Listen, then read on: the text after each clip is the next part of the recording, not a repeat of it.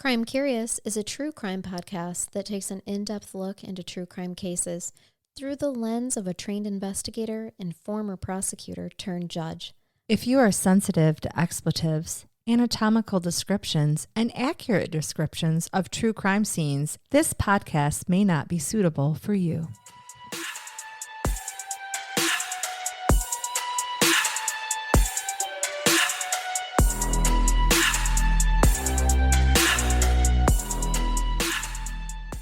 Welcome to Crime Curious. I'm Charnell. And I'm Megan. And guess what, you guys? Today, I get to just sit here and listen to a case be presented to me. You do. I want you to just lay back and sit there pretty. And we're recording in the morning, so I brought mimosas, and it's low-acid orange juice because we're old as fuck. Old. And when I saw that it was low acid, I could have cried a little tear of joy that you thought of my gut health. Yeah, well, tell the listeners what you said when I texted you and said, hey, how do you feel about mimosas? And I said they make me as happy as a pig rolling in his own excrement. And I said, that is exactly what I was going for. And it's true. I am as happy as a pig rolling in shit right now. I see something next to our kangaroo sack. I was just getting ready to shake the crystal dicks here. Shake them up. And then I'm going to give listeners a new sound. Okay. I'm going to rattle some bones. Ooh. They are not only bones, but they are raccoon penis bones. Oh my God, I'm touching a raccoon penis. Yes. Thank you. Yes, you are. They look terrifying. Those poor female raccoons. There's like a hook on this thing.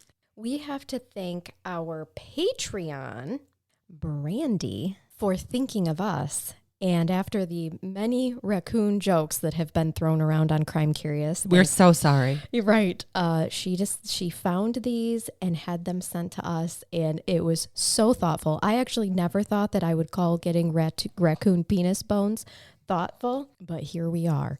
We live in a weird world, but these are perfect, and Brandy, we love them. I'm a little concerned when you say Brandy found these. Oh, online. Oh, good. Yeah. I don't think she harvested them. Brandy, are you harvesting raccoon bones? Boners. I know. I was going to say it, but thank you for being more crass than me. You make me feel better about myself as a person some days. Why I'm here. Truly. Yes. Are you ready for a story? I'm so ready. You have no idea how happy this makes me today. Well, I'm trying to stick here with our shock-tober. And what better to get all spooky and more Halloween-like than to travel south to Louisiana, which is the home of American voodoo. Are you ready for some voodoo? I am. I actually don't know a whole lot about voodoo, so I'm very excited. Well, I'm going to tell you some. So first thing, of course, we always list our sources, but there was a primary source here that I really want to acknowledge. So this lovely and very well-educated man, Vance McLaughlin, who for the Homicide Research Working Group at a symposium in 2012 in Chicago, wrote just a really great facts and statistics regarding this case. So I used him heavily amongst other podcasts and such. So good job, Vance. And also, do you kind of want to go to the Homicide Research Working Group? I really do. How do we get an invite to this? I don't know. If anybody out there knows, send us a DM. Yeah, I think we should look it up. So these are the Voodoo Axe Murders of 1911 to 1912. And before I get started, have you heard of it? You're bringing me back old-timey too? And it's old-timey. Yes. I'm so giddy right now. So it's very interesting, but in the early 1900s, specifically around that 1911 and 1912 time frame, there was an anomaly that was noticed in crime statistics with axe murders, specifically axe murders in the South and some West as well. And then there's a really big one, which I'm going to mention briefly, that even starts toward the East and travels its way down. So axe murders and axe murderers are popular in the early 1900s. Is this because that was the easiest weapon to procure? I think it was an easy weapon to procure, yes, not highly traceable, especially when you get to the facts of what was occurring in this case. Okay. And you also need to keep in mind what was a popular means of transportation in the early 1900s. Trains. Oh, right. Yeah. Okay. So you have all of these murders occurring along major train lines in the U.S., which made it accessible to get to more places. Is it easier to keep an axe hidden than it would be something else more? Or you don't have to hide the axe because they're at every house you might go to. Well, of course they are, because this is how you cut your wood to get survival, right? But before we get to the actual axe murders, I want to tell you about voodoo because you need to keep this in mind. I really want to hear about voodoo. All right. So voodoo came to New Orleans, Louisiana via Haiti. And this is supposed to have been during a slave insurrection known as the Haitian Revolution. Okay. It was said to have originated perhaps as organized in the 1500s in Haiti. Wow. But voodoo has roots since the beginning of civilization in Africa. And it's been known as many different things in those African religions. I was waiting for Africa. Oh, yeah. Okay. It was going to come up. During the slave trading boom in North America, this was a slave response, voodoo was, to maintain their sense of community. So New Orleans voodoo is said to have been brought by slaves around the 18th century when Haitian slaves fled to Louisiana. Okay. Voodoo queens are well known throughout voodoo lore. So these roots are put down by women, powerful women, who assisted in leading this movement to actually establish a religion. Voodoo's been highly misrepresented in pop culture. Most of us have probably seen, and by us, I don't mean you, like American Horror Story and those type of things, and movies where it's popularized and really kind of satanized to some extent. Yeah. The role of these voodoo queens has been distorted from respected religious leaders to that of Satanists or witches who performed barbaric rituals of human sacrifice, summoning of demons and spirits, and blood rituals. And I will tell you that cases like the one I will present today don't help. Oh, sure. So voodoo's actually a mash of traditional West African religions, Roman Catholicism, and Haitian voodoo. Wow. This is how it is down in New Orleans, at least. Okay. And I'm going to tell you some of their deities just because I found it interesting. You always have to know if there's something or someone that you worship. Of course. So there's the Blanc Dani, the Grand Zombie, and Papa Labat. And sacrifices. Oh, did you like Papa that? Labat. Papa Labat. Oh, it rolls off the tongue so beautifully. It does. And sacrifices on altars were made to them. Charms in voodoo become especially prominent, and they're important in this case as well. So Gris, and it's Gris. And I do have a friend from the New Orleans area who was helping me pronounce all of these things. Oh, perfect. So I hope that I don't upset him because I worked on this. So Gris, these are charms, and they're charms usually of protection and luck, but some were for harm, powers of suggestion and poison.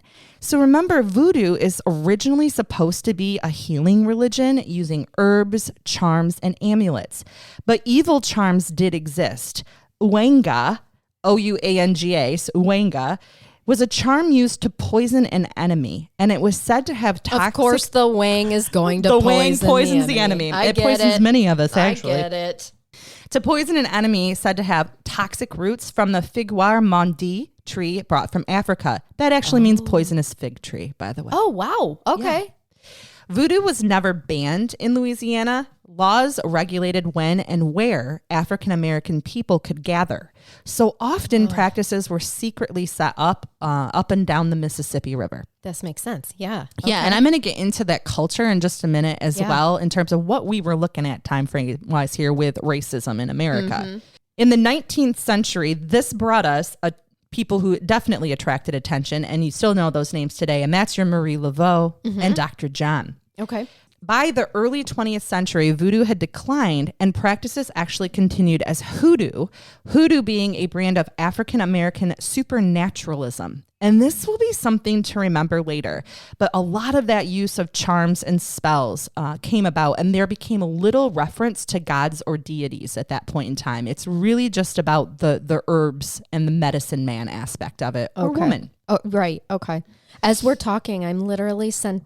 You have set up a row of crystal dicks here. I have, because I feel like they need to be charged while we are. So I'm exposing them to the light to charge them while we're talking about this. And I am talking about voodoo, and it appears that you are setting up some type of an altar. It does kind of look like that, doesn't it? A shrine, if you will. A shrine is fine. But if you start to slip something in my mimosa here, I'm moving, okay?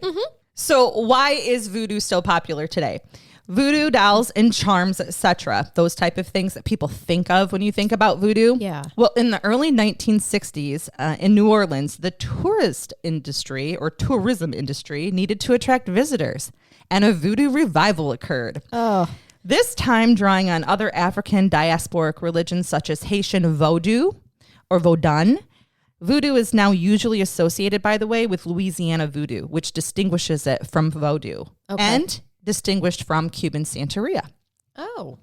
So voodoo's mostly an oral tradition. There's no formal creed or text. There's no organization, really. Surprisingly, many voodoo practitioners are also practicing Roman Catholics. So we're relying on the game of telephone to get all of this down. We are. It is a giant game of telephone passed down, usually matriarchal. These are usually the priestesses, but there are priests as well. And of course, as I indicated before, it's really become meshed with these other voodoo-esque religions or ones that are comparable to, because I don't want to minimize their importance. They have their own starts as well. Some of the deities that I thought you'd find interesting, since I mentioned them before. So the Blanc Denis is sometimes called in New Orleans Monsieur Danny. Oh, Monsieur Danny. You like Monsieur Danny? Monsieur Danny. They also call him Voodoo Magnian. Oh. And here's the best one, Grandfather Rattlesnake. Really? Yeah. Grandfather Rattlesnake. I feel like now that is the ultimate. Right. It should come as no surprise that he is a serpent symbolizing discord and the defeat of enemies. Makes sense. He also may be their grand zombie, great spirit. And did you know that zombie actually comes from Congo Bantu Nzambi, which means God? I did not. You do now. I really do. And I like that a lot better than what Americans create zombies over. I do as well. I would want to hope that they're actually not peeling grotesque creatures, but there is something endearing about, a rotting human walking around. An ear falling off here and there. Trying to eat your brains. Yeah, I've been there, buddy. We've all had bad days. Right. So you can tell he had a trial today. Papa Labatt, who I mentioned as well. I think this might be my favorite. Okay, this is why. So he's sometimes called Liba, Labast, or Labalimba. Yeah. Say it. Labalimba. And he was a trickster deity. Yeah. Yeah, that's why you like him. That's why I like him. He's basically your Loki if you go to your Norse mythology. Oh, okay. There was also Monsieur Assantir, who meant good fortune. So you're doing amazing at this. Thank you. Like I said, I had help. Monsieur Agassiz is love. Oh, I like how that sounds. I said the important ones. Monsieur Agassiz. But there are dozens more. I'm not going to get into those. Sure. That's awesome. Good. I'm glad you like them. We can pray to one of them if you'd like with those. Papa Latir. Papa Labatt. Oh, Papa Labatt. Papa Labalimba. I'm just going to make it my own, apparently. Sure. Make up your own voodoo gods. And who's going to argue with you as you're over here making yourself a gree-gree? I mean, clearly I'm already well on my way. I'm getting nervous. I'm not going to correct you. Louisiana voodoo is described as matriarchal, so girl power. Of course. Priestesses and mothers, and really it's a feminist religion. Mm-hmm. This makes sense to me. Yeah. Yeah. From the little that I actually know about actual voodoo, not like the American, I know we tend to make it more evil. That's not. We do. And again, cases like this are not going to help, especially with the girl power that you're going to see happen. But I was expecting that this came from an actual place of religion, not evilness. And that's what I was excited that to is learn correct. about. And that is what I think most practitioners still would say who are practicing voodoo, because again, most of them are also Christian or Roman Catholic. Yeah. So it's interesting how they have meshed those cultures as well. Well, and I would even argue in every religion, there are Gigis. There are different symbols, right? That we have. How many people you're wearing a cross right now? I am. I mean, this isn't much different from that if you really think about it. No, it's not. So another interesting fact is that they also believe that this Louisiana voodoo, especially the matriarchal piece of it, was a resistance to racial and gender oppression during the slave revolution and up through the mid-1900s. Also makes sense. So racism in the early 1900s, and I'm just going to touch on this briefly because I think it's important, and our listeners need to keep in mind what was happening during this time frame. Of interest, and just a decade prior to the Voodoo Axe Murders, the Supreme Court had decided Plessy versus Ferguson, which is your separate but equal. So separate but equal facilities for African Americans would satisfy the 14th Amendment, according to that ruling, giving legal sanction then to Jim Crow segregation laws. Note, it would not be until around 1954, until the decision of Brown versus Board of Education, where segregated schools were found to be inherently unequal. In 1909, which is just 2 years prior to these murders being taken, the NAACP had actually formed to promote legal rights of Black Americans in the court systems. And keep in mind also that in a 3-year period, so just during this time frame of this case, 170 Black Americans were lynched. Oh. 1911 and 1912, at least 12 African American families were murdered in their homes. This is this case. All in Louisiana and Texas, and all along the Southern Pacific Railway line. Okay. All of the murders, Charnell, were at night, and an axe was used to fracture the skulls of victims. We are talking total families. So even though this is an old-timey case, please keep in mind that trigger alert, these total families include everybody from adults to infants. Familicide. It was familicide. This later was determined, or at least considered in most of my research, to be a string of sacrificial killings. Oh, fuck. You ready? We're getting into it. Hold on. I'm going to slap you right across the face with that crystal dick, and I'm going to give it to you, right? I'm going to rub some for good luck. All right. Let's go, sister. On January 28th of 1911 in Crowley, Louisiana, William Byers, his wife, and 6-year-old son were killed in their sleep. Okay. Bodies were found 3 days later on February 3rd, 1911, by a police officer after a neighbor had walked by noticing a foul smell. God. It's hot in Louisiana, guys. Even muggy. Even in February. Yeah. They were said to be members of a local, and here's my air quotes, unnamed church. So you can stick that in your back pocket as well. All right. Putting a pin in it. The front door was locked from the inside, and the murder is therefore assumed to have gained entrance from a rear window. At the time, they indicated there were no usable clues, but the scene was gruesome. The scene's a clue, Charnell. Oh, I was just going to say, do you mean the murders are not a usable clue? Well, this is the first one. So as they're investigating, they're like, what the fuck, right? This is awful. This is not something they're used to walking in on in Crowley, Louisiana. Sure. Rural, very you've got rural. A child involved. The family was murdered in a bedroom, bludgeoned by an axe. And here's your trigger alert. There was a bucket of blood and a blood-stained axe left on the scene that was propped up by the bucket. A bucket? Like they filled the bucket with blood? Oh, they filled the bucket with blood. Oh. The victims' skulls were split open and their sheets were soaked in blood. Sure. Some accounts were that the bucket was positioned to catch the blood draining from the sheets. Oh, hate that. You will hate this. This leaving of the axe at the scene will become a constant, and the axe is almost always thought to belong to the owner of the home. So this is like a signature call sign. It is a call sign of sorts. So these are all rural towns where there would certainly be an axe for daily use at all of them.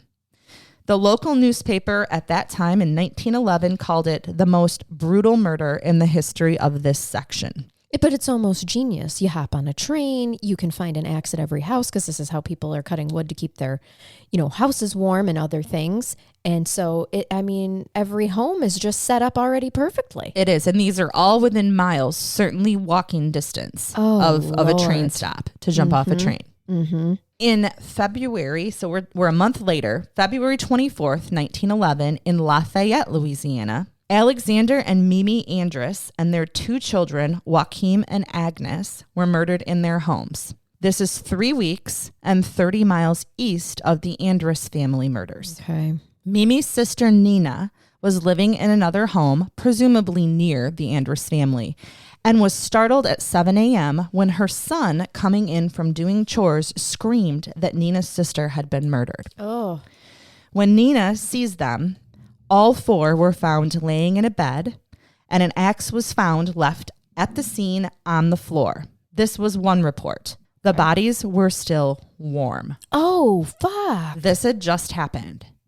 They Holy believe shit. Yes. Yep. So talk about waking up in the morning and going out to do your chores and escaping death narrowly yourself. Exactly. And also talk about cutting it close. You know when the sun's going to come up, people. Exactly. Wow. So rigor mortis hasn't set in. These bodies are still warm to the touch.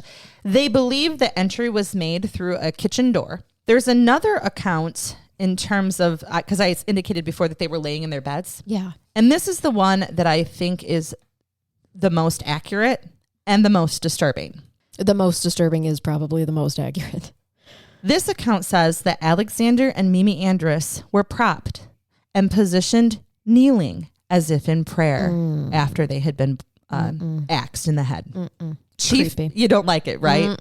Chief Detective Peck believed that the murders of the Andrus family were caused by either jealousy or rage, but he didn't say why. Yeah. Who's got a beef with this family? And there wasn't one. No one has ever come forward indicating that there was any type of a beef, some type of a jealousy issue here that would indicate that there was anything that had happened within the family or even a close friend or anything like that. Yeah. He also believed, and this may be accurate, that a number of people were involved in the murders. So there's a possibility Now there. that would make sense to me with the sheer amount of murders that have happened and all at once. I mean, you've got to think you probably take the dad out first, but the mom is going to try to defend. They're sleeping. Right. But wouldn't they wake up at some point in time? You know, I mean, if you don't have one person, if you only had one person, I feel like it leaves you as the murderer more vulnerable to being taken out by another family member. You're going to hear things that are going to disturb you about that throughout this case, because all of these axe murders occurred at night when families were sleeping in bed. And there's only a couple of instances where there's any indication whatsoever that somebody may have woken up. Okay. And don't most families in this time share a family bed? They do. And so indicating, like on these, of course, Alexander and Mimi were in bed. It says that they were propped, and you're going to hear about like children sleeping in either a different bed or on a floor or sometimes at the foot of the bed, which was normal as well. So yeah, probably one room or two room houses we're talking about here. Right. I think there's more than one person involved. I think you have a very good theory to start off with. 2 days after these murders, a man by the name of Raymond Barnabette was arrested. Okay. It doesn't say why, but then he was released. Someone in town was like, I fucking hate that Barnabette guy. Oh, I they think did. It was him. They did, and we're going to get there in just a minute too. So he was arrested, but then he was released 2 days later for lack of evidence. Sure. Okay. A month later, on March 21st of 1911, in San Antonio, Texas, I've heard, or Beaumont, Texas. Okay. Beaumont is usually the one that I have heard, but in terms of actual statistics, I tend to believe my friend here, Mr. McLaughlin, who indicates San Antonio, Texas. He seemed to have really done his research. He's the research I trusted the most in here. Yeah. Alfred and Elizabeth Cassaway and their 3 children were murdered. Note, Elizabeth is the only known white victim in all of these murders. Really? So these are all African-American families that are being murdered. Elizabeth just happens to be white, and she's with her mate who is African-American and their children. But if this is racially driven in their eyes at that point in time, then if that's what she's doing, that's wrong, and she might as well also be black. Right. That's a potential. And then the other thought is that these families were being targeted, and we'll get to perhaps some whys later, and that she just happened to be a white victim there, happened to be the wife or consort. We're not going to leave at that point. No, we can't leave witnesses, right? Alfred was found in his bed with his daughter Louise at the foot of the bed. Oh. Trigger alert. The backs of their heads were crushed. The other bodies were in an adjoining room on the north side of the house. Elizabeth was on the bed with her daughter Josie lying across her feet with her brains exposed. No. I just realized I'm mostly just grunting and groaning this episode. I'm adding no value but noise. This is what happens usually when I talk, so it's going to get worse. Okay. Her 5-month-old son Carlisle was said to have been killed in his mother's arms. No.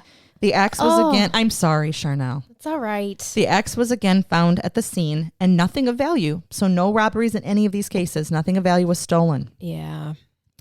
After a few false leads, police began to focus again on Raymond Barnabette, a local petty criminal and sharecropper from Lafayette who lived in the bad part of town. Well, sure. Raymond was arrested based on suspicions from his mistress, who, after a fight, had griped about him to a friend and suggested a possible connection to the murders. Nailed it. Yep. Okay. Yep. Okay. You done pissed off your girlfriend. You sure did. Your mistress. Yeah. And she was like, know what, motherfucker? Right.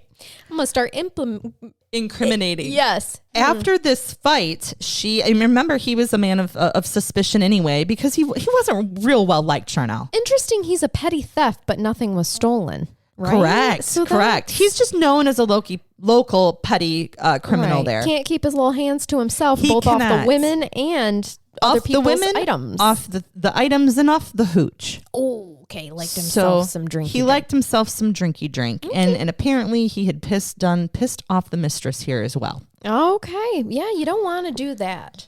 After this lead, Raymond Barnabet was rearrested in July of 1911 and remained in jail until his trial on October 19th, 1911. Oh, Barnabet.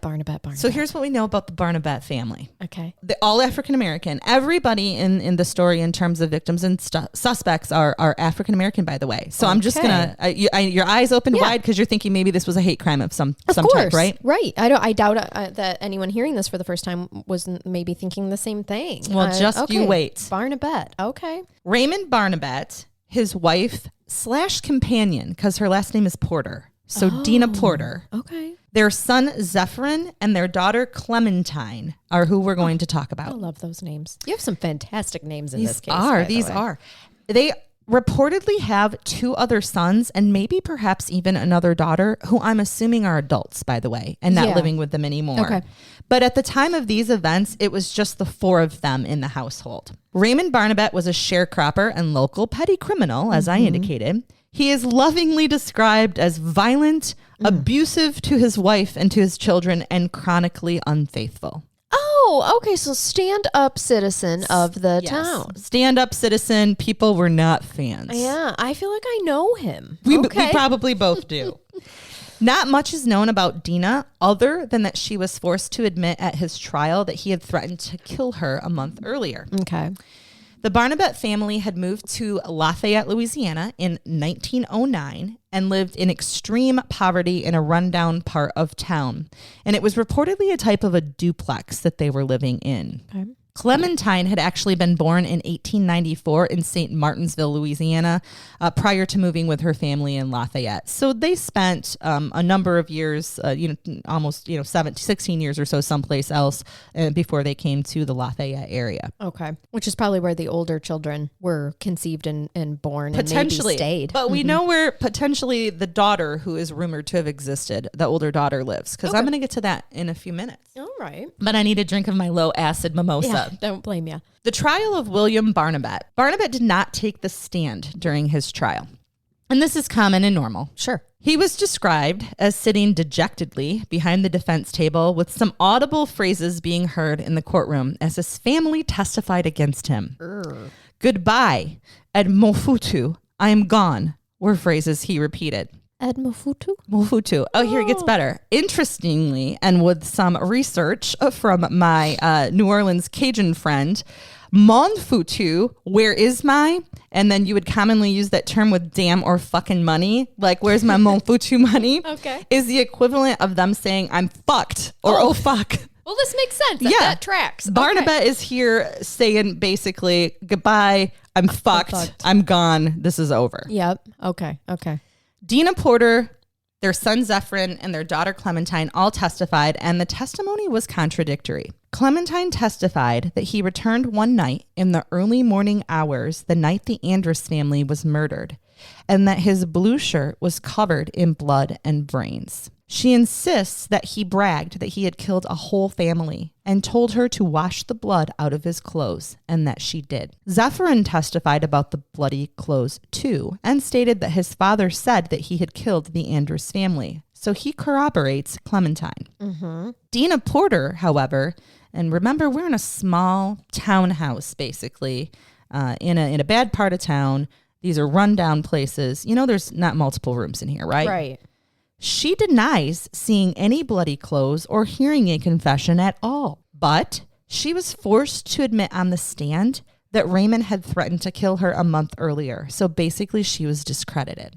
Okay. I have a couple questions I for see you making notes. I do. I like to make notes when a case is to keep track of my thoughts here. Do you think, and maybe you'll get to this, that the children were coerced by law enforcement to testify like this? I do not. Okay. And it just made me wonder if being, older and more sound in who she is as a person, if maybe the wife, Deanne, would feel more comfortable going against what the police, wanted. So, but you say you think not. So that gives me that. Can we also point out that in this time, a husband being violent and domineering wouldn't necessarily be out of the ordinary? It wouldn't have been. But you're going to find out, and I'll just get to it now. He had some really good attorneys. Isn't that interesting? Really? That is interesting. It is. He had 3 attorneys. Is this an organization and he was just the... Well, remember a couple of things. So the NAACP had recently formed. Yep. They are attempting here some type of, and I'm going to use the term equality loosely in terms of the legal justice system. And then you also have to remember that in Louisiana, they use the French system of government, and they still do. So the rest of the U.S. uses common law. The French system of government there's no real common law. Every case is basically anew. It's on its own. And so setting precedent is hard. Not that they don't, and they've come around and things are a lot different now. It's actually a really interesting thing to get into. He was well represented, despite what happens here. Interesting, even though the laws had just changed. Now that, I love that detail. Okay. Yeah. Can I ask you about my other 2 notes that I had here? Please. And maybe you will get to this, but as you're going through the timeline of these poor victims' families' deaths, I'm noticing they're all about 1 month away from each other. Are they perfectly timed to try to maybe coordinate with the phases of the moon to make it more voodoo-esque? Nothing ever came up about phases of the moon, but I also am unsure as to how the railways were running at the time either for travel purposes. Right. Yeah, because maybe they use the full moon more as it's lighter, those phases or whatnot. It just happened to be this thought that this is, if it's trying to be posed as sacrificial, that it would, coordinate with the phases of the moon. And you started saying you were 3 weeks later and then 1 month later. I'm like, now wait a second. The timing of these does become important, not because of the phases of the moon, but because of the potential for how and who could have done these things. Okay. As I indicated, Dina was basically discredited on the stand. All right. Clementine and Zephyrin testified that they were scared for their lives if their father was not found guilty. Remember, this man had beaten them. All right. They lived with violence. And now they've testified against him. Of course, they're scared for their life. So they're like, if you let him out, they pleaded with the judge to keep him locked up. And they had testified about his excessive drinking and violence. So they threw it all out there. For nothing else, lock him up because he's a piece of shit. Right. And threw him right under the bus, too, with these murders. Yeah. There was a 4th witness, a neighbor, who occupied the other half of the house where the Barnabettes lived. Interestingly, her testimony contradicted much of what Clementine said. She referred to the family during her testimony, possibly the children specifically, as filthy and degenerate. Despite all of this, and here's a shocker, Raymond Barnabette was found guilty by an all-white jury and sentenced to hang. Oh, fuck. Okay. Now, here's where we get into the attorneys.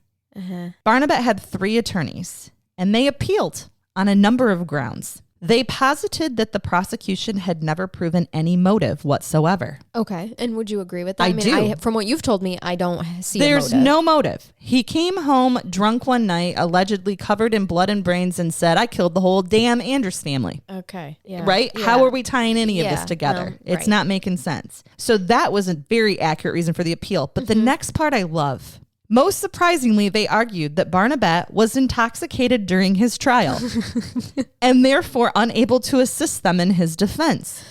Raymond Barnabette reportedly had drained a smuggled bottle.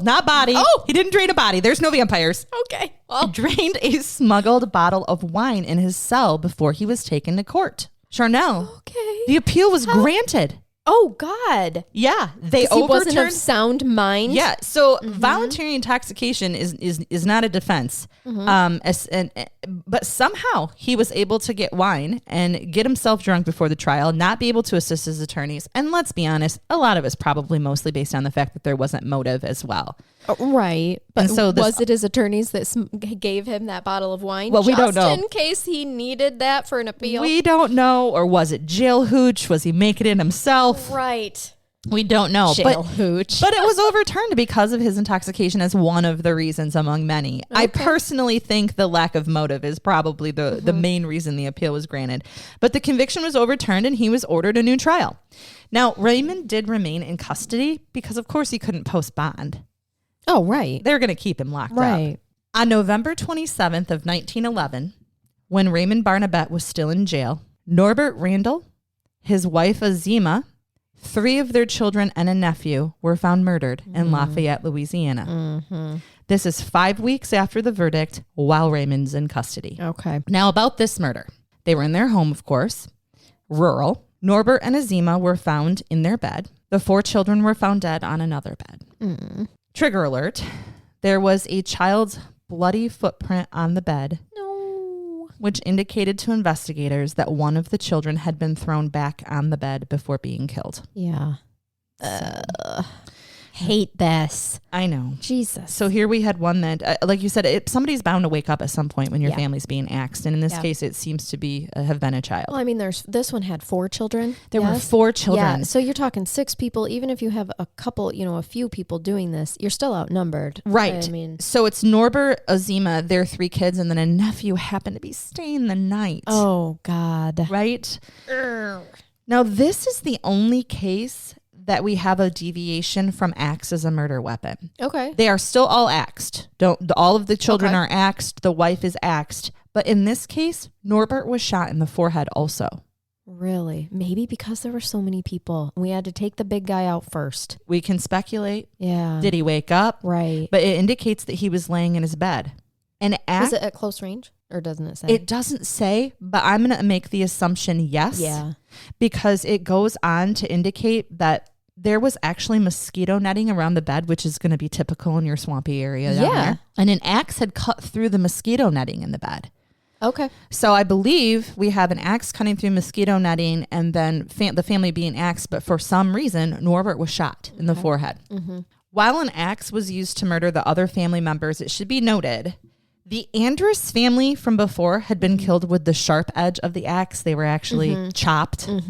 And the Randalls had been killed with the blunt side. End. So they were bludgeoned. Okay. Interesting. Was it because, do you think maybe the axe wasn't sharp? I don't know. We don't know. I'm going to speculate and guess that they realized this family hadn't been sharpening their axe, and so the other end would have been more useful.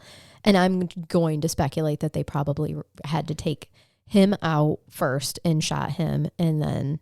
Just because of the sheer number of them in there. Well, then we also get to, and we're going to have to think, and you guys all choose for yourself, right? Was this one person? Is it possible there was one person? Are there multiple people? I think there's multiple people, at least 2.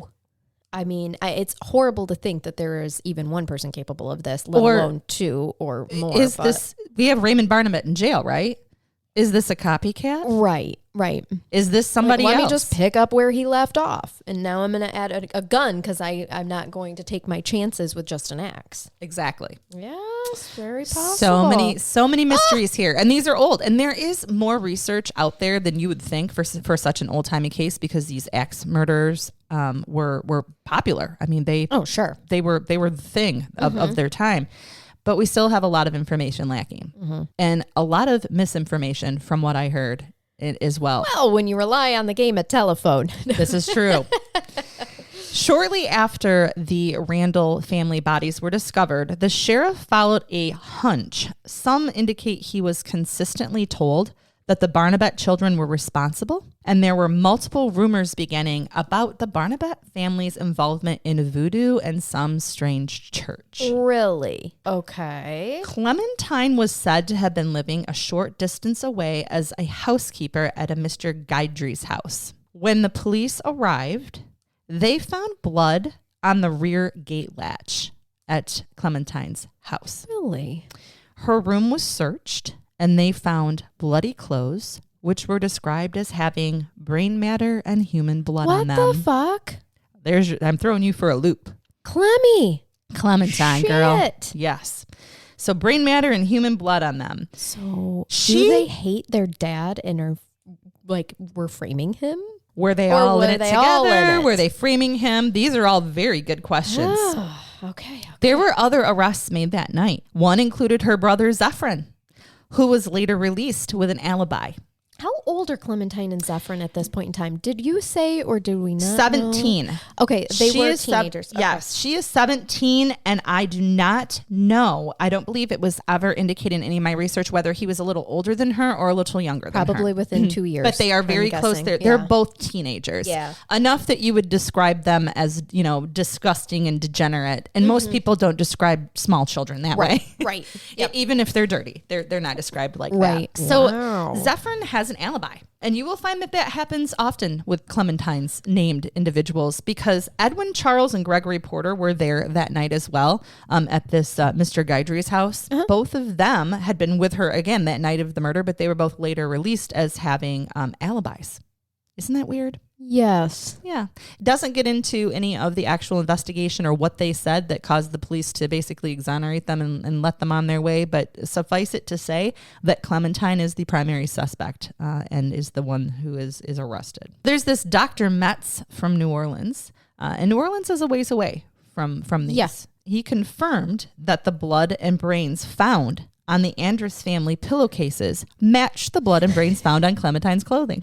Really? This is pre-DNA. Yes, he did. Jesus, it was probably pig blood and guts. We don't fucking know. Who knows, Charnell? Stop it. Seriously, Stop this it. is pre-DNA. Apparently, I don't know whether they were at that time using microscopes to see if something looked the same, but basically, and again, how do you know for sure? But he said that it matched. Okay. The blood and brains they're going to found. take his expert quote. I used the air quotes with that. Yeah, testimony. the air quotes. Okay. Also, and now we start learning just a little about Clemmy here. During her interrogation, she was reported to be hysterically laughing, like uncontrollably, like crazy style. Oh, girl, hide your crazy and start acting like a lady. Did not hide her crazy. She was go to a last episode screaming like a banshee, kind of. She was like losing it. Everything was funny.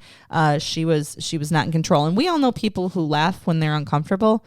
I am one of them. Yeah, yes. This is a little bit different in terms of the descriptions. This is more of like a break, like a psychotic. A psychotic break, mental illness, or just frankly, was she evil? It just had, no empathy, anything like that. Found this whole thing funny. Exactly. Okay. So with both Clementine and Raymond Barnabette lodged, on January 21st of 1912, Felix Broussard, his wife, and 3 children were murdered in Lake Charles, Louisiana. Why do we keep targeting families that have children? I mean, I know almost everybody had them, but come on, this is purposeful. They were targeted for a reason. Yes. And we'll get a little bit into maybe not the why, but just some more explanation because I don't know if we're ever going to know why. So they're murdered in Lake Charles, Louisiana, which, by the way, just so that we're keeping track of distance here and that it's still possible and that it's still along the South Pacific Railway, it is 76 miles west of Lafayette. Okay. So a train ride away. Yeah.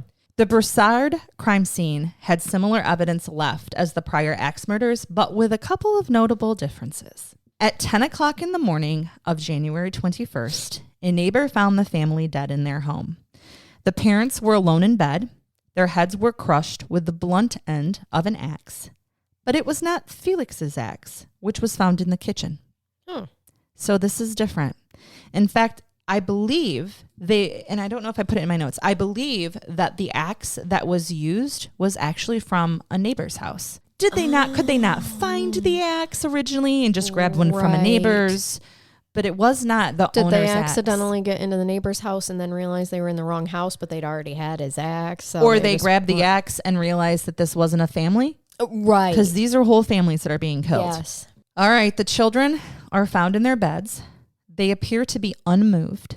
Their heads are crushed with the blunt end of the axe, which was ultimately found underneath their bed. The bucket of blood, it's here. Okay. It was found under the bed, collecting dripping blood from the sheets. The children's hands were splayed like this. No, like if you spread like your palm, open palm with small pieces of wood or paper separating their 5 fingers. No, I don't like it. Well, I don't know what it means, but I don't like it. We're getting a little bit occulty now, right? Yeah. There's no reason for it. And then let me explain to you. There's also something written on the wall. And some people say it was in blood and some accounts believe it was in pencil. Probably wasn't ketchup. Right. A King James version of Psalm 9:12 was written on the wall. When he maketh inquisition for blood, he forgetteth not the cry of the humble. That's a lot to write in blood.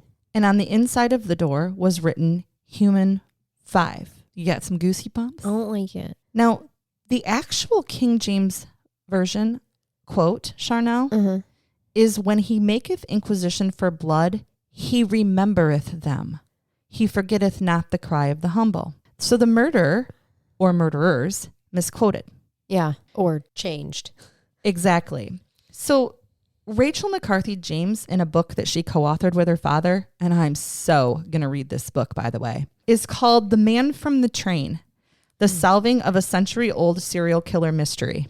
She was perhaps the first person to recognize that this quote was actually a quote from the American novel Uncle Tom's Cabin. Oh, God. Really? Yes. So the misquote on the wall that left out he remembereth them was actually quoted in Uncle Tom's Cabin, which certainly then could make this a reference perhaps to slavery and inequalities. So was it truly a biblical misquote about investigating or making the inquisition for blood? Irrespective, it has both biblical and African-American slave connotations. Most definitely. Yeah. And then just think about it. So they're making an inquisition for blood, and that could be taken two ways. One, they're doing an investigation here to find perpetrators. Also, could it be considered that the individuals doing the murdering are making an inquisition for blood when they're doing the axing? Yes. He remembereth them. Well, I'm sorry, that part wasn't in there. Let me skip that. When he maketh inquisition for blood, he forgetteth not the cry of the humble. So he does not forget the cry of the humble. Who? Are the murderers the humble? Are the ones being killed the humble? We don't know. Right. But we could speculate all day long. Yeah. And then remember, it's signed Human 5. Yeah. Human 5. So we'll get to it. We'll get to a few things. I have some ideas as well, and I'm interested in yours. Hysteria is afoot at this point. Absolutely. Okay? A newspaper, the El Paso Gazette, published an article on March 14th, 1912 titled Voodoo's Horrors Break Out Again. Oh, fuck. Yeah. At this point, people are fucking scared. Yeah, definitely. And note that before this newspaper article, because I just told you what happened with the hands being splayed, the buckets of blood, whatever. No one knew that. Oh. They knew after the March 14th, 1912 article came out. Okay. So this newspaper points out the specific information about the Broussard murders that included the splaying of hands of the children, the Human 5 being written on the door, and it also mentioned the Warner and Wexford axe murders that had occurred in Crowley. I want to warn everybody that when you look these up, there are massive racial undertones, including the names of articles and the names of newspapers. They are obviously racist, but I just want everybody to be aware when you look those up if you have sensitive proclivities. Yeah, it's a disgusting time in history. The axe murders attributed to The Man from the Train, which is the book that Rachel McCarthy James wrote, co-authored with her father.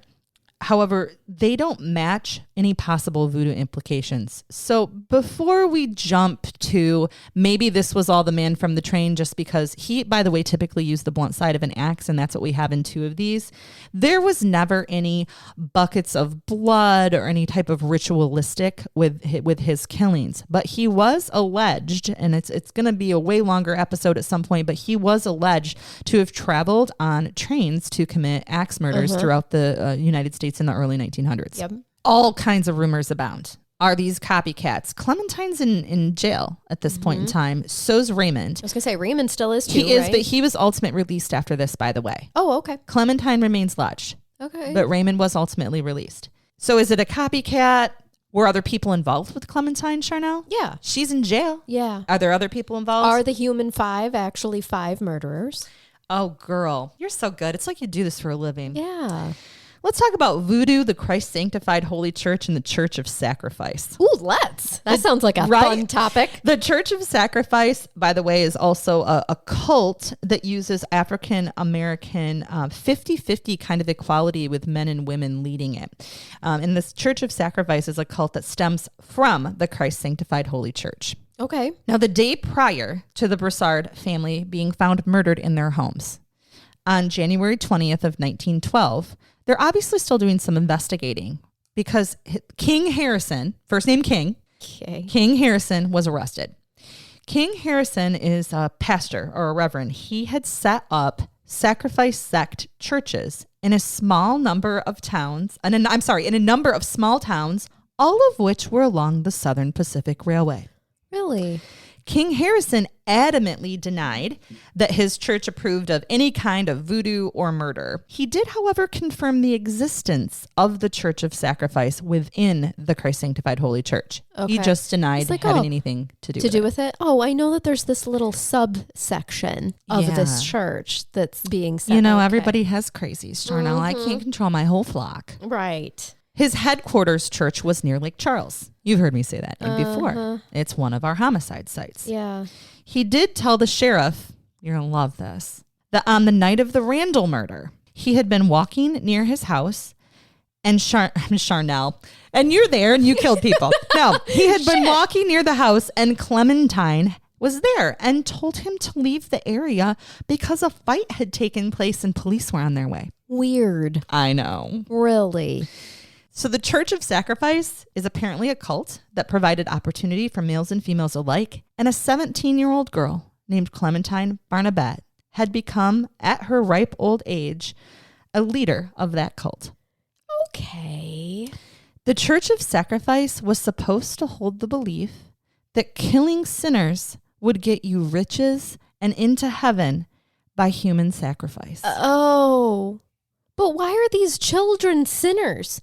They're too young to sin. The infant that died in his mother's arms is guilty of nothing but shitting his pants and crying. One of the rumors, and I could only find a couple of people that said this and no real hard facts, so I'm saying it, but I didn't even put it in my notes, is that there is a possible link with all of the people murdered to them perhaps being involved with the Christ Sanctified Holy Church and or leaving that church. I was going to ask. Okay. And if you recall from the first murder that we went over, was that the Randalls, the Byers. It said that they were members of a quote unquote unnamed church, which I found interesting that came up multiple times with no explanation. Yeah. I was going to ask because just like in domestically violent situations, the most dangerous time is when you're leaving.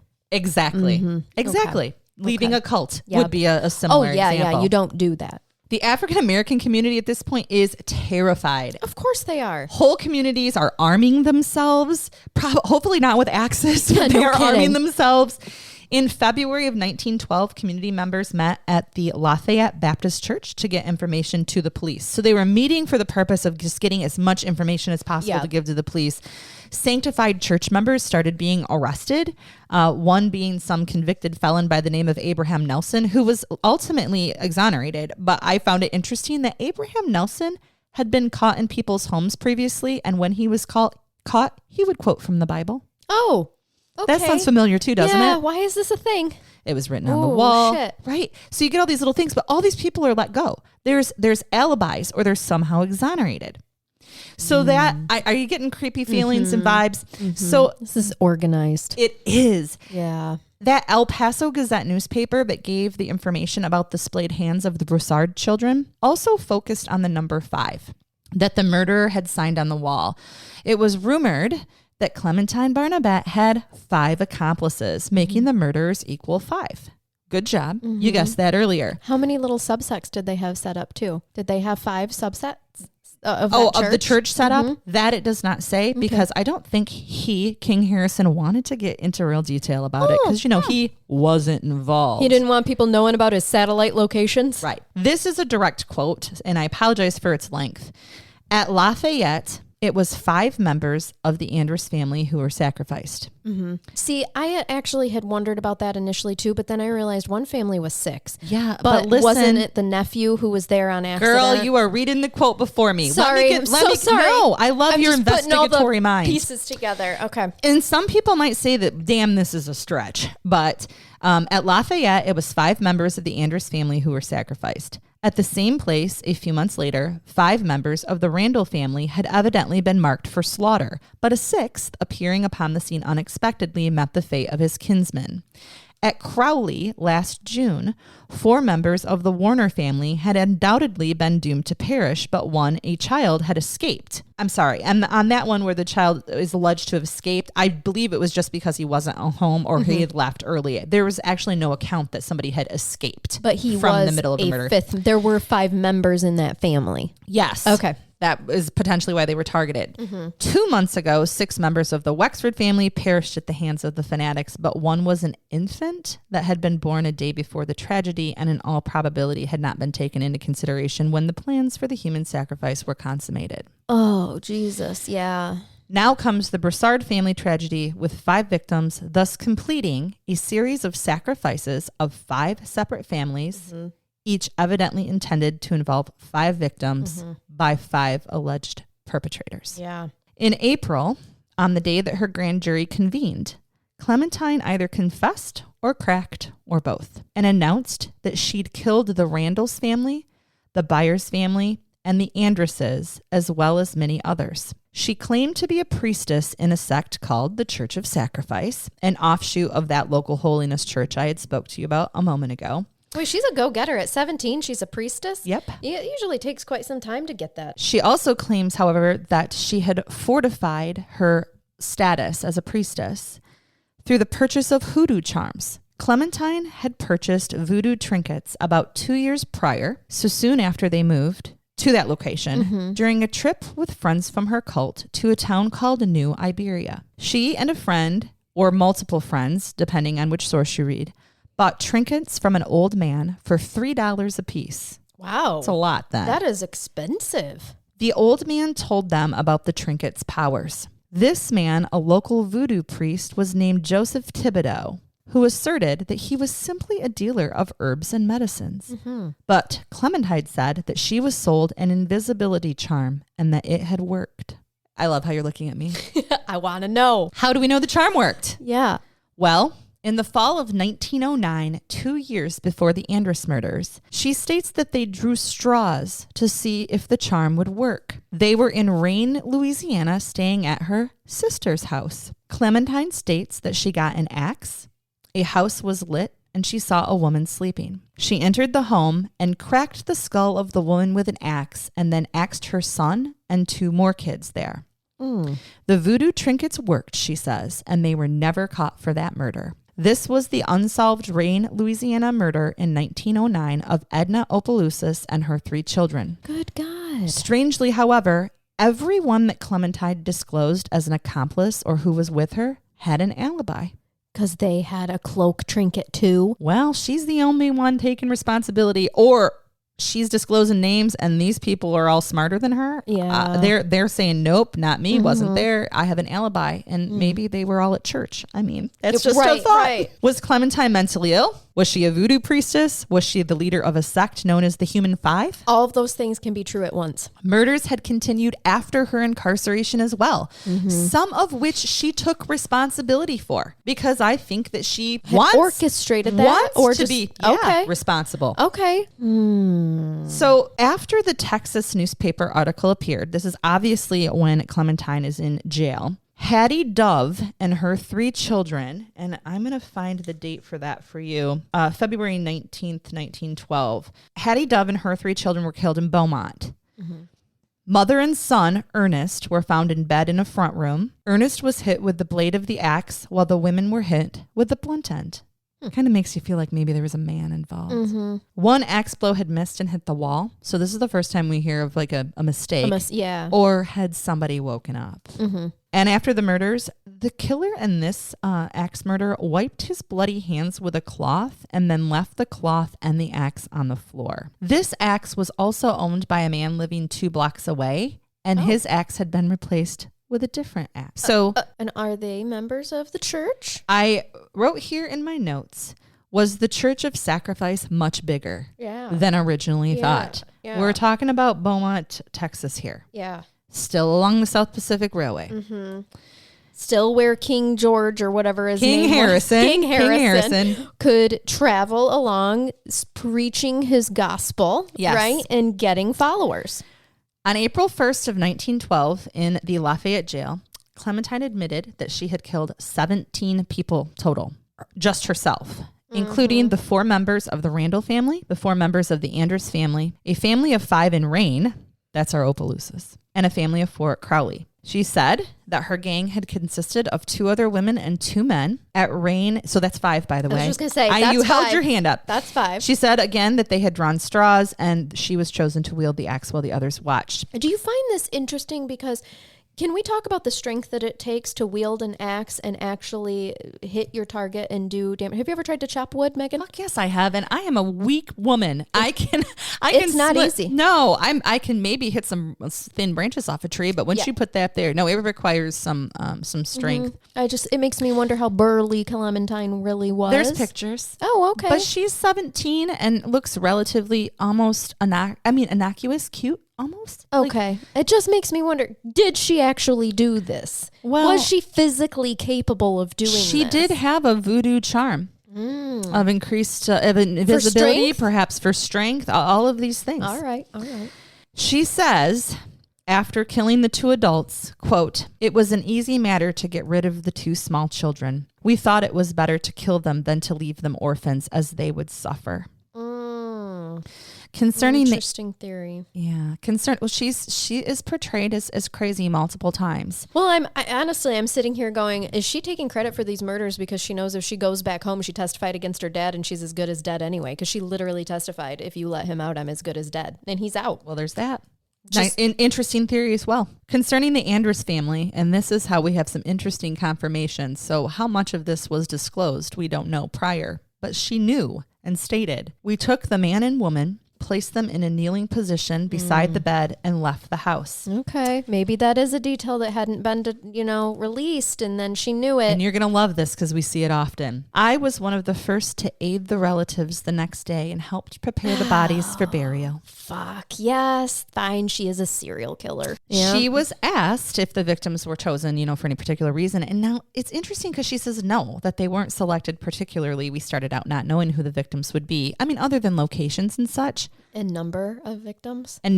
So she kind of contradicts herself by saying they weren't selected for a particular reason. So she's covering up the church in that they possibly left the church and that's why they were targeted. She is. Absolutely. And so there's this thought that they could have been former church members. Were they being targeted? They were certainly being targeted, though, for the number of people there. Absolutely. Yeah. Well, this wasn't random. Or were they family members of people who were in the church and they were trying to talk them out of, like, no, this isn't a good thing. Maybe they were never members themselves, but they were naysayers of how this church is running, because members of the Christ Sanctified Holy Church would indicate that they were not supporters or endorsers of human sacrifice of any kind. Mm-hmm. It was the subsect. Yes, those little satellite versions. She's described, and this is in resume of a case, so what they would have had for transcripts at their point in time, as self-contradictory, sometimes indicating that she had assistance in the murders, and often boasting of having committed them, especially the Lafayette crimes, alone. Mm-hmm. She stated she had used a gun only once, and that was when she shot Randall after he was dead. So she's indicating she shot him in the head after he was axed. Okay. Why, you ask? Yes, that's exactly There's what no I'm answer. thinking. Why would you have shot Randall after you axed him and his whole family? Yeah. And why all of a sudden include a gun in your weapons? Did we ever know, was it Randall's gun? We don't. Okay. Like, does a 17-year-old girl have a gun? She or somebody who was with her, or was it Randall's gun himself? Like you prefaced this, you don't know the details that might have been released, ahead of time that she could have been reading up on or whatnot. Or remember, I had just stated too, the African-American community had armed themselves. Right. They were scared. Yeah. Was it his gun loaded next to under his pillow? To protect himself? And did she find it and then just be like... Saw the opportunity, was like, let's see what happens. Yeah, we don't know. But from she's her clearly account... not on her rocker. She's not. And it goes on to say that from her account, which was quote-unquote vile and repulsive, it was learned that she was, and this is what they describe her, an unnatural moral pervert who at times had strong desires to fondle people. I want to note to you that there is no evidence of sexual abuse, but I believe this is what they considered her fondling. When she had killed her victims, she indulged in her passions to her heart's content. She's indicating that she held them to her. like held them to her, like to hold them. Like in a caressing. Yeah. Yes. Yes. And I'm going to get to her exact explanation in a few minutes. Yes. But there was nothing other than her being, I mean, would they have considered an unnatural moral pervert somebody who killed people and then hugged the dead bodies? Potentially. I would think that could classify you as an unnatural moral pervert. And I also want to point out that on a number of occasions from the little research that I did on the whole man from the train, just in case anybody's thinking it may still be him, he was often sexually motivated in these axe murders. And there is just no indication that there was sexual molestation in these cases. Okay. Yeah. Sheriff Lacoste, who was the investigating sheriff, at least regarding the Lafayette murders, believed that there was a total of 35 African Americans in Louisiana and Texas that had been murdered. Wow. He indicated that, and this is after the proven chemical analysis made by Dr. A.L. Metz, the chemist of New Orleans, that Clementine Barnabet is rational, and I believe it is true, except as to details given with the purpose of confusing others as to her accomplices. Mm-hmm. So he's thinking this is all intentional. I have some more info, though, on our voodoo. I would kind of agree with that. Yeah, I agree with them as well. Yeah. Also, do you find it interesting that there's about 35? There's the 5 in that. There it was a multiple of 5, wasn't it? Joseph Thibodeau, that reverend who sold the charms. So the same day that Clementine had confessed, he was actually arrested in New Iberia and transported to the Lafayette jail. He claimed then that he was a root doctor and did not deal in charms, but he did tell fortunes by using cards and reading palms. Oh, just keep listening. He said one of his remedies was giving a patient a piece of paper with 25 letters in 5 lines. The patient was instructed when they felt bad to tear off one of the letters, roll it up in a ball, and swallow it. He said that anyone in possession of this paper was protected from harm, which seemed to contradict his statement that he did not sell charms. I was just going to say, hold up, buddy. He tried to prove his credentials as a healer by producing a letter from a woman from Beaumont, Texas, who had requested his healing aid. He was also ultimately released with an alibi. Oh, interesting. All these people all of them have alibis. On April 4th, there were 6 indictments returned by a grand jury charging Clementine with the murders at the Randall residence. Her trial date was to be set 2 days later. An arrested Reverend Thompson was intensely questioned about the sacrifice sect. And here's why. So this Reverend Thompson, who kind of comes up out of nowhere, obviously he's a pastor somehow or reverend for one of the sacrifice sect churches, but they find an underlined passage in the King James Bible that he had with him that said, "And now also the axe is laid unto the root of the tree. Therefore every tree which bringeth forth not good fruit is hewn down and cast into the fire." Oh, God. So you mean axing down sinners? That's what it sounds like, love. Yeah. But he seemed to be afflicted with a faulty memory and didn't... dementia. I got the dementia. Yeah, but he did admit when members of his church became sanctified, they were told they no longer could sin against God and that criminal law did not constrain their actions. Oh, it didn't. They're above criminal law, are they? Yes. Interesting. Clementine had blamed Mr. Thibodeau there, the Reverend, for planting the idea of murder in her mind. Sure. I can see that. Well, he sold her the invisibility charm and then they drew straws to commit a murder. So it must be his fault. Or they've all conspired together. Could you imagine that as your defense? Well, I drew the short straw. I'm sorry. Exactly. On April 8th, Clementine's arraignment was canceled. She told a reporter that 3 additional families, totaling 13 victims, would be murdered in the near future near Lafayette. Really? Yep. There had been a number of suspects by the end of April that had been arrested, and I've just named a couple, but every single one of those arrestees were released. So let's talk about Clementine's trial. Getting here to the end. I'm winding it down. Man, I'm just thinking she's like predicting 13 more people be killed. I can't imagine what chaos this town Or they were all planned originally. Oh, definitely. Yeah. So they're in chaos. The murders are still happening. Yeah, because it doesn't matter who's in jail. It is an absolute organized institution that is doing this. Yes. And let me just note that after I've got all the way through Hattie Dove, but there are 2 other murders that occurred that I'm not going to go into detail in because it is so questionable as to whether it was this murder or even potentially other axe murders at the time. But I want to note that there was a Lyle Finucane, Ellen Monroe, and their 4 children killed on March 27th of 1912 in Glidden, Texas. Okay. And it's moving farther away from Louisiana. We're going down into Texas now, but still along the South Pacific Railway. Okay. And then April 11th in San Antonio again, 5 victims, William Burton, his wife, 2 children, and Leon Evers. So these murders are still happening, and they are axe murders. Mm-hmm. So Clementine was very difficult for her 3 attorneys also to defend. I bet. She proved to be incredibly difficult, and they had originally wanted to enter a plea for her and did for religious insanity. Sure. Brainwash. Yes. The root concept here of this theory of insanity being that it could exhaust a constitutionally weak nervous system, for us women. I was just going to say, that means she's a woman. She's a woman.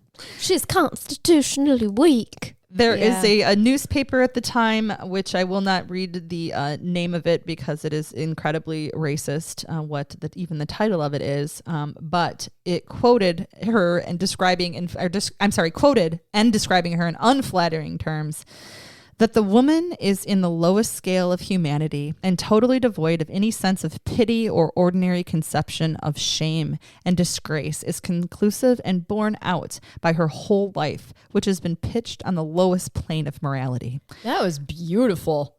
Very well said. It keeps going. The officers from years past have repeatedly driven her from town. While the woman at times seems practically insane, she yet has a certain intelligence and cunning.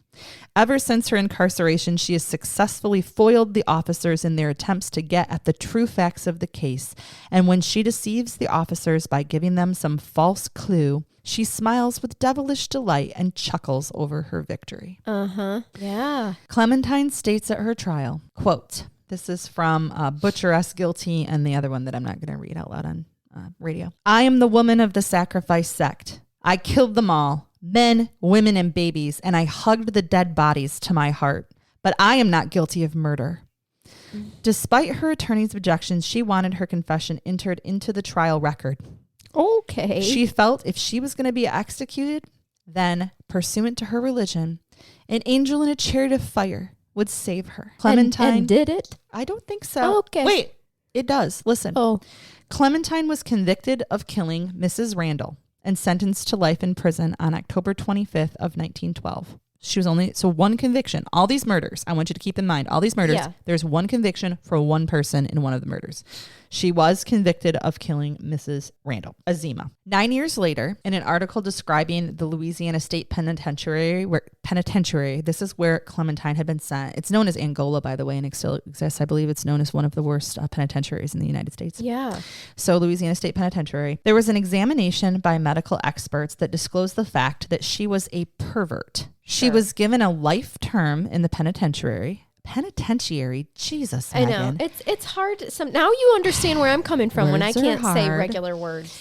And when she was brought to Baton Rouge, she was subjected to another examination. Now, during the time that she is incarcerated, she does attempt to escape one time, and she's caught in the swamps. But despite her attempting to escape, they basically say that she was no trouble when she was in prison.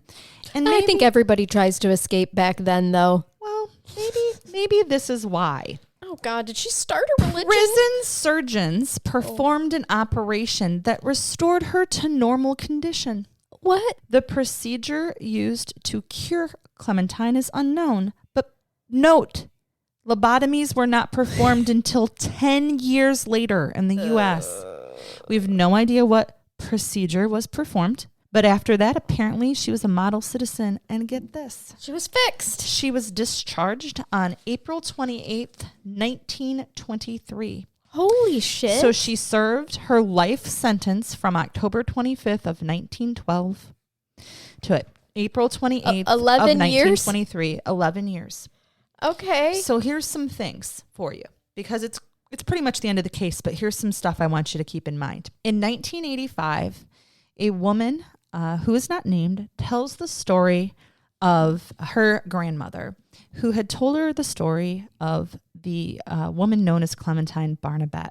When her grandmother passed away at the age of 103, she found a picture of her grandmother that was the spitting image identical to Clementine Barnabette. Ugh. Now, the reason that this is important is because after April 28th of 1923, there was no record of Clementine Barnabette anywhere. We have ever. no idea where she went, eh? None. She lived to be 103, This possibly? woman, potentially. Also note, Clementine Barnabette, if she truly performed these murders, and she is a serial killer, an axe murderer, Right. is the first female African-American serial killer known here in the United States. Wow. And she was 17 years of age. Holy shit. She is the only person who was ever convicted of any of these crimes.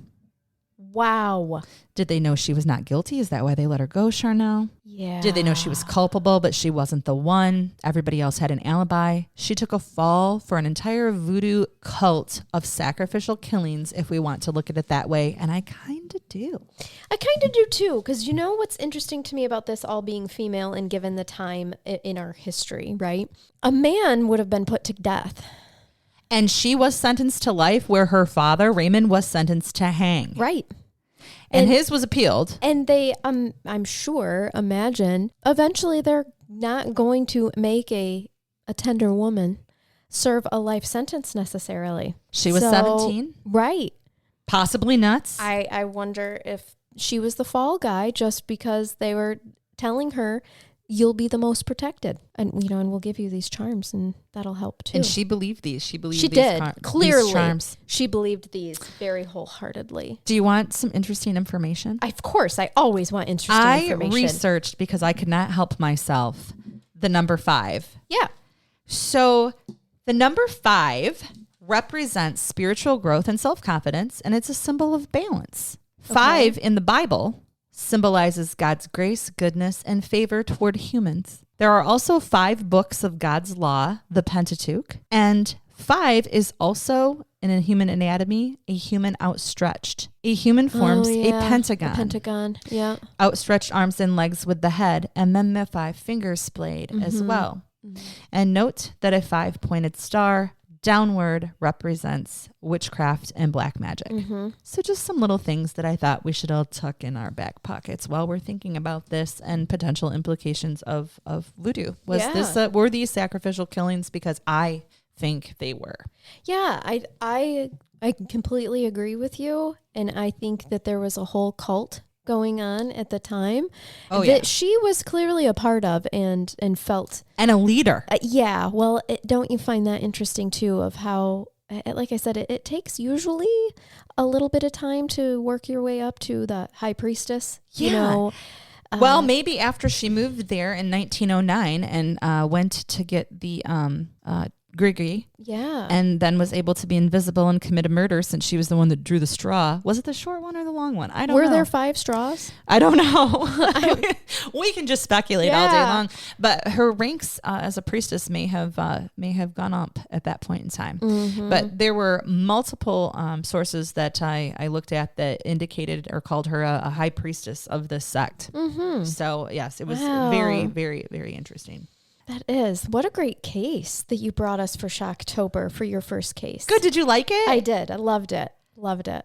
Are you ready for a brain bath? Of course I am. These were axe murders, so I feel like I should bathe you a little bit. You absolutely have to bathe me. Yes. Well, I'm kind of going to bathe you in blood then. How about... How appropriate. How about 72, but I'm not going to read all of these, of course. People share their weirdest Halloween stories from Bored Panda. Yes. Okay. A lot of these are trick-or-treat related. At Talk to Allison says, I had a kid come to my door later than all the other kids. He was dressed in red. He didn't say trick or treat. He said, I'm your period. Sorry, I'm late. Winner. Oh my God. I love that. Yep. I was the class clown. This is at Real Mr. Gerardo. I was the class clown and thought it would be funny to come to school dressed as our teacher for Halloween. I showed up early and sat at my teacher's desk, but then the teacher came in dressed as me and sat at mine. I guess he overheard my plan. Well played. Very well played. That is funny. In 1994, I went to a party where 3 people dressed up like David Hasselhoff from Baywatch. At one point, someone accidentally fell in the pool and all the Hasselhoffs jumped in to save him. How about this, Charnell? Shit. At Rowdy Phelan says, I brought the wrong kid home. I didn't notice till the mask came off. Oh my God. I could see how that could Accidental happen. kidnapping. Yeah. Yeah. Back in the 80s when we were out testifying, when we were out trick-or-treating as little kids and there was a plastic mask that you couldn't see through. They were all the same. And you can't breathe in and it made your face sweaty. Exactly. Well, you were basically suffocating, possibly going to get hit by a car. Right. So, yeah. Wow. Yeah. I could see how that would be. It's weird that the kid didn't say anything though. No, right? He's just like, I'm go he with was in this a guy. sugar coma. That's true. At Nina Marie 6 says, I had to work on Halloween last year and this girl came in a taco costume. She ordered tacos. About 3 bites in, she looks at her friend and goes, is this cannibalism? She says the jury's still out debating. Is this cannibalism? Yeah. We had a crazy, I love this one at CTC, at CT Champlain. We had a lady down the street, Crazy Lynn. Yeah, she gave us cigarettes instead of candy. We were 8. Holy shit.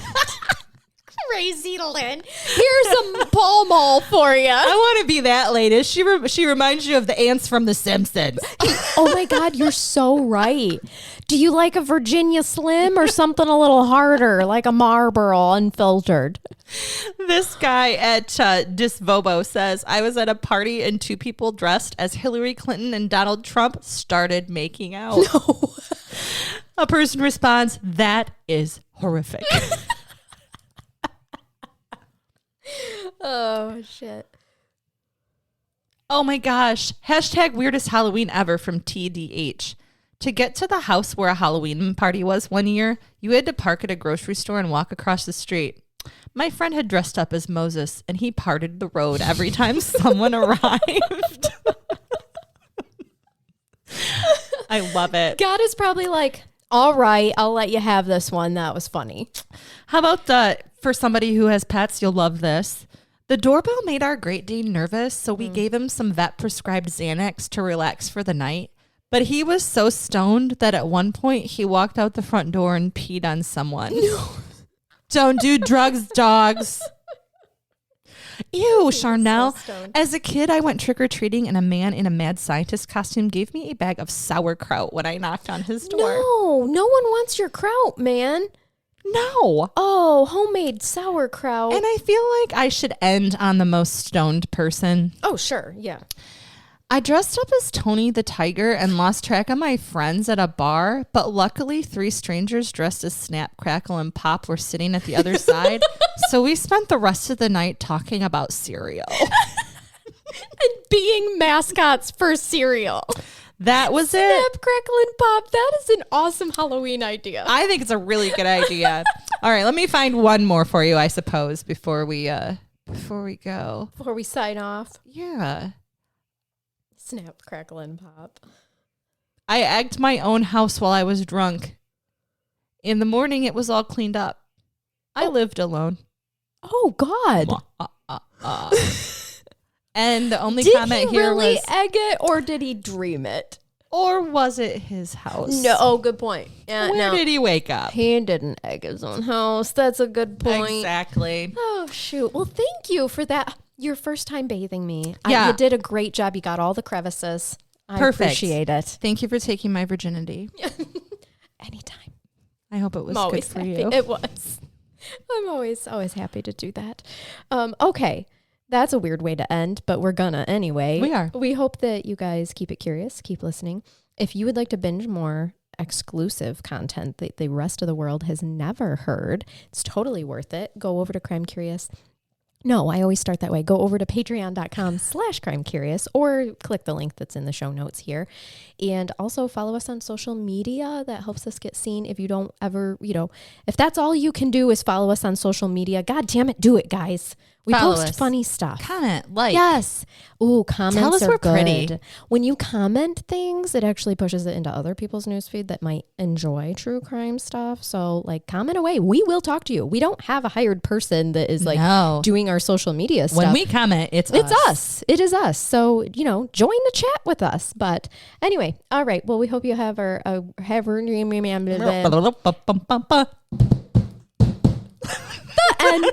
Bye-bye. Bye-bye.